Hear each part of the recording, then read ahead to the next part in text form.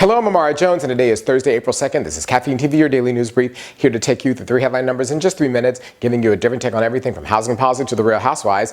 Just a programming note, we'll be going out on hiatus beginning tomorrow, April 3rd, Friday, and we'll be back on Monday, April 13th. The first number today is 25, as in 25%. That's the amount by which California Governor Jerry Brown mandated that the state must cut its water usage by effective immediately in response to the worst drought that the region has seen in over 400 years. Making that announcement on the side of a barren mountain, which should have been covered in 5 to 6 feet of snow in the Sierra Nevada mountains, which provide much of the state's water. He said that Californians would have to eliminate 50 million acres of lawns and backyards, that cemeteries and golf courses would have to go dry, and he announced a rebate program in which homeowners would be encouraged to replace their water-guzzling appliances for more water-efficient ones, saying that this was now the new normal for the state and that things were not going back to normal. And he's right. Climate scientists have said that the drought in California is linked explicitly to climate change, and as a matter of fact, just a few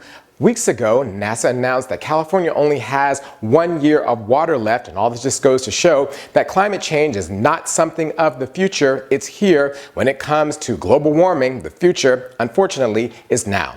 The next number up today is 11. That's the number of teachers and school administrators who were convicted in Atlanta yesterday as part of the largest standardized test cheating scandal in the nation's history. Those who were convicted could receive up to 20 years behind bars for changing the answers of their students. Now, these teachers and school administrators were from struggling schools which could have been closed or reorganized if they failed to make the grade, but for giving bogus answers on behalf of their students, they received bonuses instead. But there's an open question as to whether or not prosecution is really the answer here. Of course, the decision to use test scores as a way to decide the fate of schools, teachers, and students was enshrined in the Bush administration's No Child Left Behind law, which is widely seen as a disaster and was cited in the formal report into the cheating scandal as an incentive for the entire affair. And Congress knows this and has been working to try to change the law, but can't get their act together in order to do so. And so it seems strange that we're going to put teachers behind bars while the system that put them there continues, and all of that together deserves a failing grade. The last number of today is 11,